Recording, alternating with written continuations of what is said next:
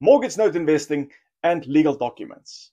In day 4 of our free training, it's all about reviewing those documents, which is a crucial step in protecting your investment when buying mortgage notes. We walk through the key documents every note investor must understand: the promissory note, the mortgage or deed of trust, the payment history, and any assignments or launches that's part of the history of the note. You'll also learn what red flags to watch for, how to confirm your lien position, and why reviewing chain of title is critical before you invest.